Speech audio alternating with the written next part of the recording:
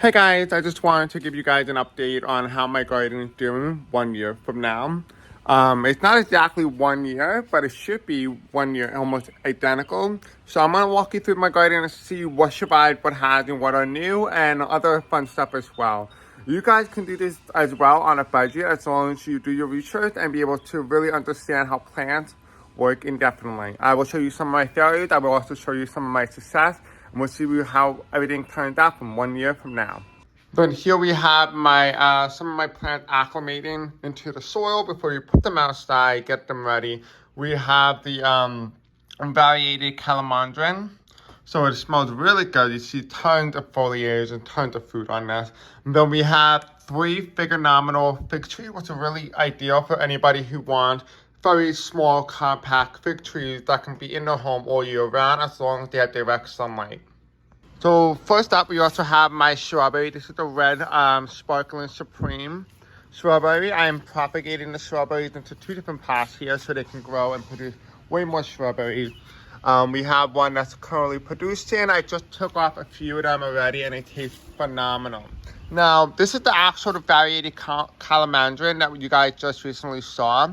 This plant ended up dying because of the packaging issue that when the person who originally delivered it to me ended up not packaging it correctly and ended up dying. So this is what happened when it's not packaged correctly. You can do everything right, but just because it's not packaged correctly, it can end up looking like that. We do have the Patio eggplant here. We have the yellow zucchini and the oregano. Right now I have to water them, so that's what's going on right now. We're gonna pot them eventually. So this is one of my favorites. This is one of the most recent projects that I was able to do. You see here we have tons of different thyme. Here we have piece of thyme, we have regular thyme. So when you step on it, it makes a really nice lemony scent. Now this peach tree is the Bonzana Peach tree. This is really nice, it's small, compact, barely needs any maintenance. And this can go up to 6 feet tall and 6 feet wide. So it will produce a lot of peaches, but it's such a small, compact tree, so it's perfect for containers. We have yellow strawberries. Right now, I don't believe I have any yellow strawberries growing. Now, if you see this at the garden, this is aphid, which means I have to go over here a little bit before I go to work or after I get home from work, and I have to spray them, hold them down, and get rid of them. This is basically ants farming. So all these purple flowers and different type of flowers that you see here, these are shrubbery plants.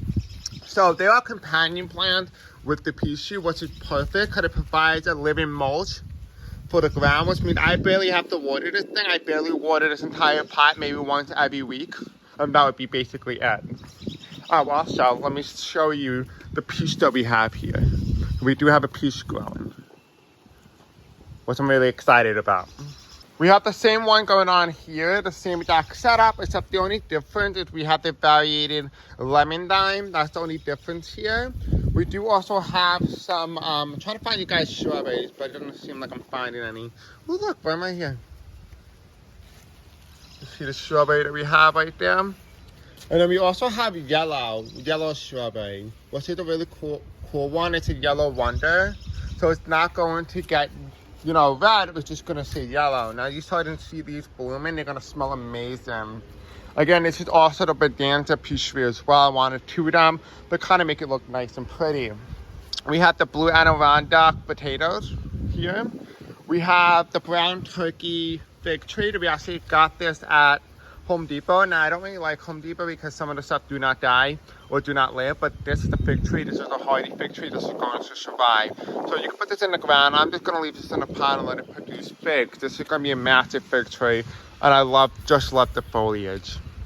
We have the key lime, improved key lime, which is really good. You can kind of see tons of lime throughout this entire plant. It is truly astonishing how many limes there really are. Now we do have the Calmondrin. If you remember the Variated Calmondrin, this is the regular version. You see here, they look just like oranges. It's basically a mini orange plant technically. This has no oranges at the moment, at least not that I noticed, but it's gonna start producing very soon. Now here are the Thai bush blueberries and the legacy blueberries. Now both of these were bought from Home Depot. You can kind of see that they're barely producing any blueberries. So to keep that in mind when you buy it from stores, you may or may not get fruit. You can see the big difference now. So these two, this one is the Duke blueberry, and this is the Jersey blueberry. And these two plants are in smaller pots compared to these two, and have tons, I mean literally tons of blueberries. I mean, look at this. There is blueberries galore throughout this entire thing. I mean, it's truly insane. So I am actually going to be going back to Whole Foods later on to grab a couple more blueberry plants. These are blueberries that I got from last year, and I am truly astonished at how much they produce. So you could definitely see the two big difference between Home Depot and Whole Foods. So if you're definitely contemplating, you know what you gotta do. I just gotta try this blueberry because this looks amazing.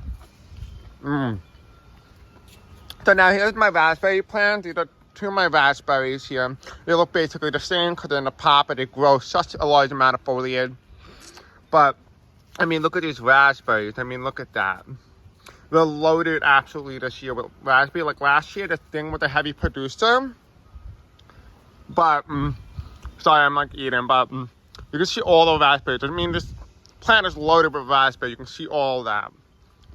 And then last year compared to what we had last year, this plant needed some time to get ready and get itself settled. So I already knew this plant was not going to produce last year, but this year, it's getting ready. I mean, look at all these blackberries here.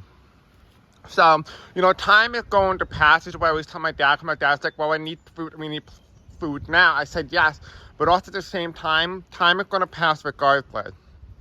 So you might as well plant the stuff that you do want and just allow that time to pack it, regardless of whether you want it or not. It's going to happen eventually. So now this is my burgundy plum tree. This was the baby one.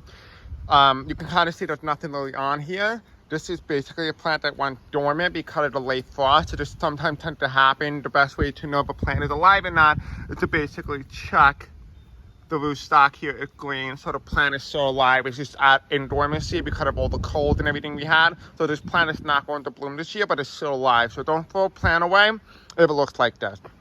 We have some yellow zucchini. We have some, we have some parsley here. I like to put this in here, particularly because, first of all, we love parsley, but also the fact that, like, the butterflies love this, the monarch typically, so we kind of want to help save the monarch population. We want to get more parsley because it looks like the parsley kind of went through some sort of shock, so we're going to replace that. This is the Dwarf Cavendish banana. This is the banana that you guys buy from the store that produces a lot of banana. Now this is our Christmas palm tree. You can kind of see how it's not doing that well. We had a spider mite issue, which is like a type of spider mite that suck juices out of the plant, leaving it dry, hence, you know, the leaves. So this is what happens. It's a normal thing. Just make sure you stay on top of it. Don't let it go wild. That's my advice. So now this is my pancetta lemon tree. This is something I got from my mother for Mother's Day. You can kind of see this went through some sort of shock phase, so this will happen to plant if you just put them directly into full sunlight, which I accidentally did, because when I brought this plant, it was in the greenhouse, and I accidentally put them out front without acclimating them, and so it ended up getting these burnt. However, these leaves are not going to leave and come back to its original state because this is an evergreen, which means that once something happens to a leaf or a leaf turns or whatnot, it's going to stay like that until the leaves eventually drop. But the really the key focus here is new foliage. It's what's going to tell you if a plant is surviving or not. Now, I mean, look at this lemon here. So this is a big boy lemon, I'll give you that. I put it in kind of mixed in with my sweet mint, because this is going to kind of protect it from any sort of predators and any sort of insects like ants, for example. We do have the Patio eggplant here, so this is going to be really nice, especially in a pot. We have the sweet potatoes. As of right now, they're not grown. They haven't grown, so I actually might just put something else in here as a replacement. We do have lemon balm. This is really good, especially if you want to get rid of insects, because you just want to make a natural medicine. This is really great as well. So next one up, we have date palms here. You kind of can see like how the damage was being taken throughout the winter time. It is now almost like it's almost towards the end of June. I can't believe it. Like the month really just began and it's almost the end. But you can kind of see a plant is doing pretty well when it has new foliage and it's bright green. So this plant is coming back really well. Right now we don't have another date palm, so it's not going to produce any dates at the moment. So now this is the newest addition that we just got. Actually, if you go to your local Trader Joe's, they have dragon fruit. here. So if you want to grow dragon fruit, you can get it from your local store. This is edible. It will produce dragon fruit. Just make sure you give it the proper conditions and it will produce dragon fruit. So now this is one of my favorite plants. It is called the pink Eureka lemon. I mean, look at this absolute foliage. I mean, look at it. What's really unique about this plant in general is that not only it does it produce lemon, it produces pink lemon. Yes, that's right, pink lemon, like as in pink lemonade. So this plant will be the one that will produce that, and you can kind of see that in the foliage as well. When it shoots out new leaves, it is pink or purple. It is just a beautiful plant. I mean, absolutely beautiful. So I really love this plant. This is one of my favorites. So we had the Barbados cherry tree, which is not technically a cherry tree, but it's from the Caribbean, and it produces heavy antioxidant cherries that are very good for the human consumption, and actually has more. It's way more powerful in terms of vitamin C content than a regular orange. And you know, we recently had the cold frost, we had the smoke storm, and all you name it. But you can kind of see here, you can kind of see all the foliage and leaves coming back. That's because this plant thrives in hot weather. This is drought tolerant once established. And this plant was going to do phenomenally well for the next couple of weeks up until winter time. You have a late growing season. Hopefully the winter is warmer so we can keep that going. So now these are the Barbados, the Bajoo, Musa Bajoo, which is the cold hardy banana. And this cold hardy banana in particular survived from last year. So if you guys remember 1 year ago, this plant is still alive and thriving, and it is in the ground. All we have to do is cover it with mulch, and that's basically it. And it survived the winter, and it's coming back. And you can kind of see these plants tend to grow bananas throughout the year, which is really nice. Now, this is a Miwa Kumquat, which is really nice because it's basically like a grape-shaped orange. And it's actually what's really unique about the kumquat is that actually you can eat the flesh and the pulp together, and the flesh is actually the sweet part, while the actual pulp itself is actually the part that's actually very tart. But I love this plant. It's doing really well. I potted it and made my own potting mix, so the plant is going to do really well. So now we have the Little Prince banana, which is really nice right now because the Little Prince banana is just going to grow at max about 2 feet tall, and they're going to start putting out bananas. So this is really unique, especially if you're in a small compact space. This would be ideal. It's really pretty. I mean, this plant was all the way up here. We just cut it down because it wasn't opening this leaf and it was kind of struggling. So by cutting it down, the plant is able to push out new growth, as you can see here. Now the difference between this banana plant, that banana plant, and this banana plant is when both the Musa Bajoo and the Dwarf Cavendish are cut down, they produce an insane amount of growth within such a short period of time, where something like a small short grower of terms of banana is going to push it out very slowly. This is called the pineapple Guava plant. This is one of the cool plants here. It kind of looks very Mediterranean. And I really like this because it has, what's really unique about this plant as well is the leaves and the flowers. They kind of taste like cinnamon. So you can actually eat the leaves, the flower petals, and it tastes so good. So I was really enjoying them when they were flowering. But now you can kind of see, I recently looked over here. I was like, oh my God, it didn't do anything. But no, it actually did. It actually produced fruit. So this is Guava. So you can kind of see here, that's where the pineapple Guava is. So I'm really happy about how that's turning out. So now we're going down to the vegetable garden. This year, my parents kind of didn't want to take my advice on anything. So they decided to hack the kitchen garden, the vegetable garden. You can kind of see how, like, you know, some mistakes were made. Like, clearly, they have potatoes growing with garlic.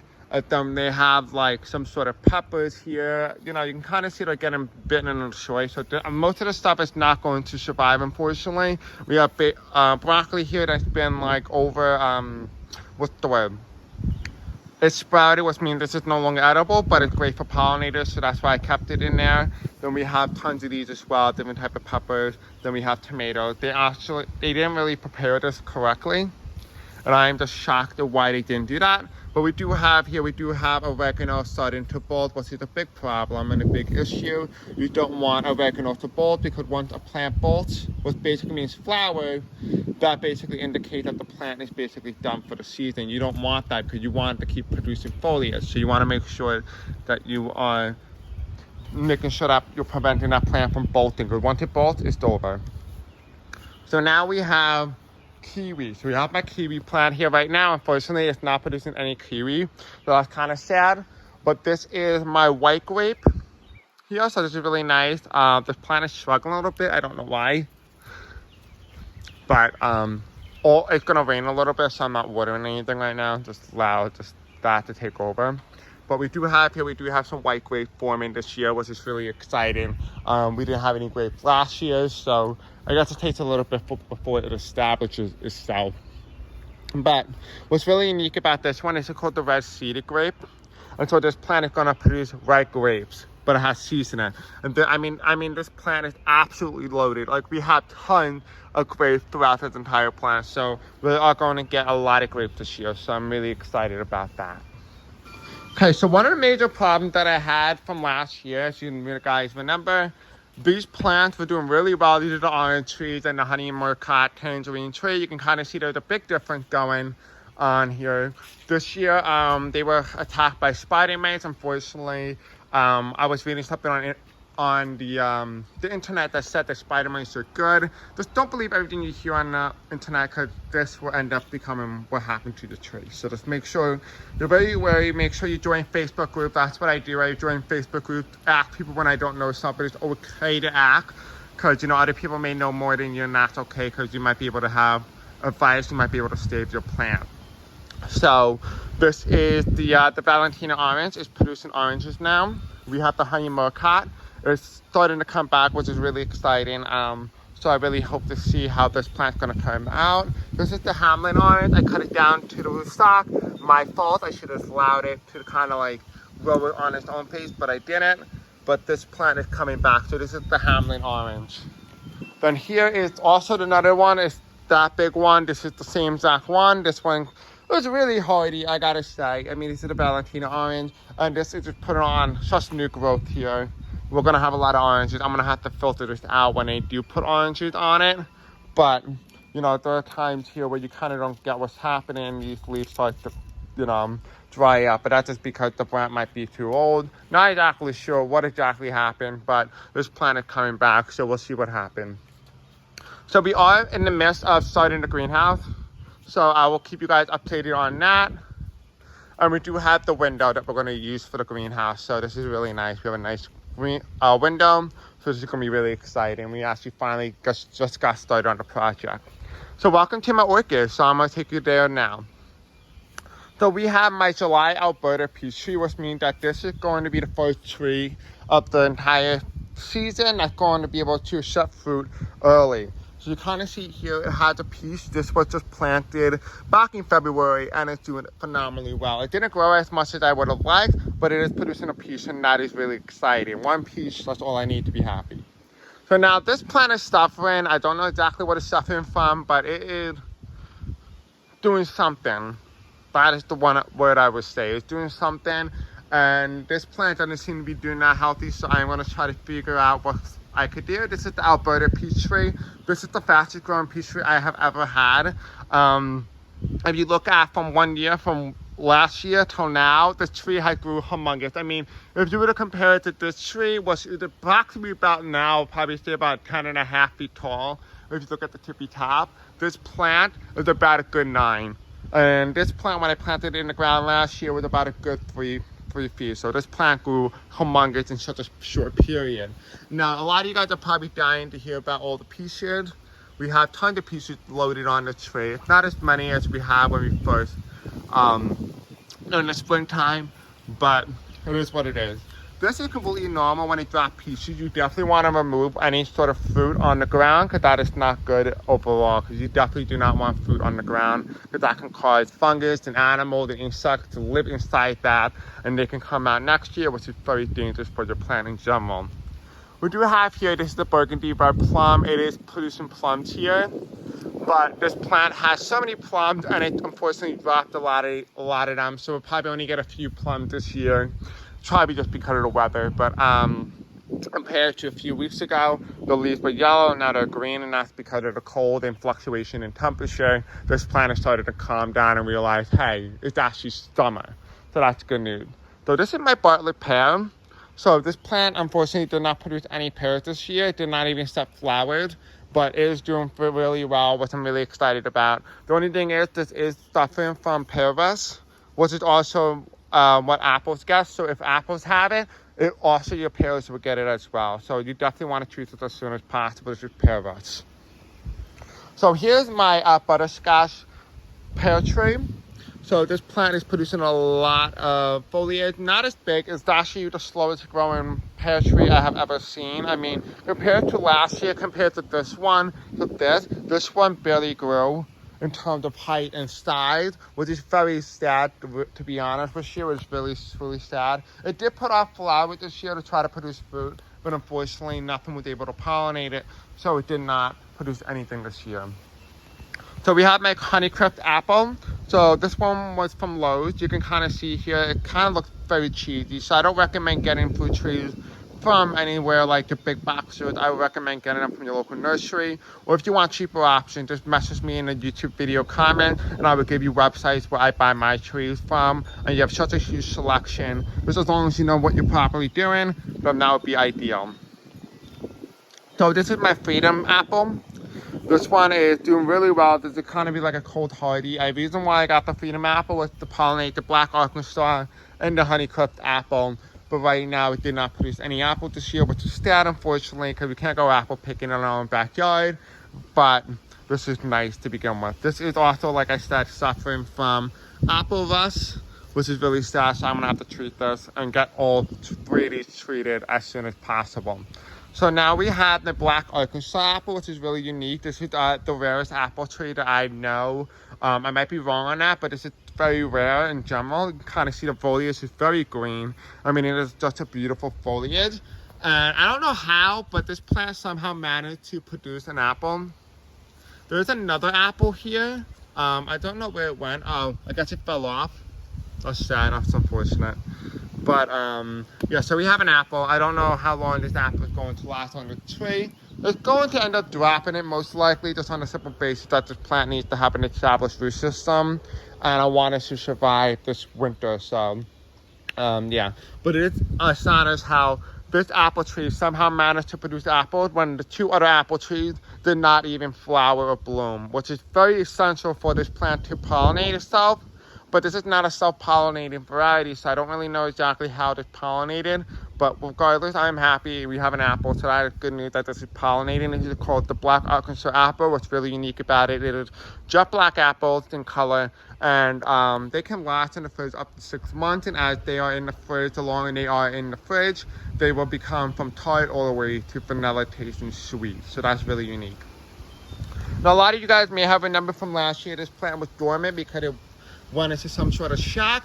Well, I can definitely tell you this plant is doing really well, so I'm really happy about this cherry tree. Now, this is a true cherry tree. I can't even pronounce it right. Cherry tree.